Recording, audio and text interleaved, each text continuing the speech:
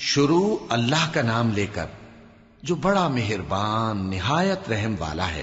جو چیز آسمانوں میں ہے اور جو چیز زمین میں ہے سب اللہ کی تسبیح کرتی ہے۔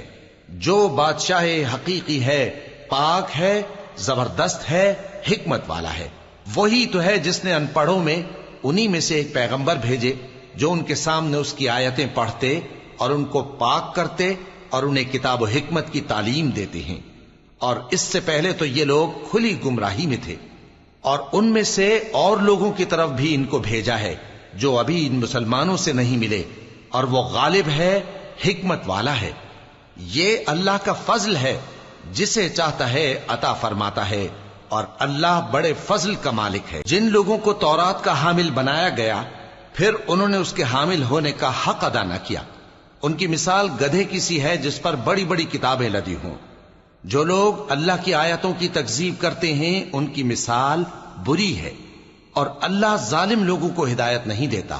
کہہ دو کہ اے یہود، اگر تم کو یہ دعویٰ ہو کہ تم ہی اللہ کے دوست ہو اور دوسرے لوگ نہیں، تو اگر تم سچے ہو تو ذرا موت کی آرزو تو کرو۔ اور یہ لوگ ان اعمال کے سبب جو یہ کر چکے ہیں ہرگز اس کی آرزو نہیں کریں گے، اور اللہ ظالموں سے خوب واقف ہے۔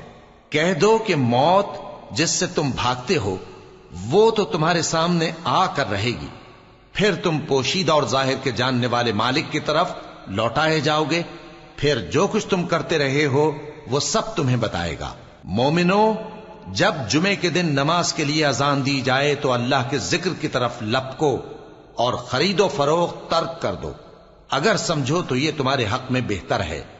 پھر جب نماز ہو چکے تو زمین میں پھیل جاؤ اور اللہ کا فضل تلاش کرو، اور اللہ کو بہت بہت یاد کرتے رہو تاکہ کامیاب ہو جاؤ۔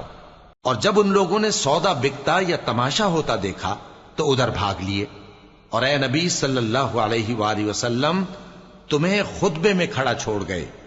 کہہ دو کہ جو چیز اللہ کے ہاں ہے وہ تماشے اور سودے سے کہیں بہتر ہے، اور اللہ سب سے بہتر رزق دینے والا ہے۔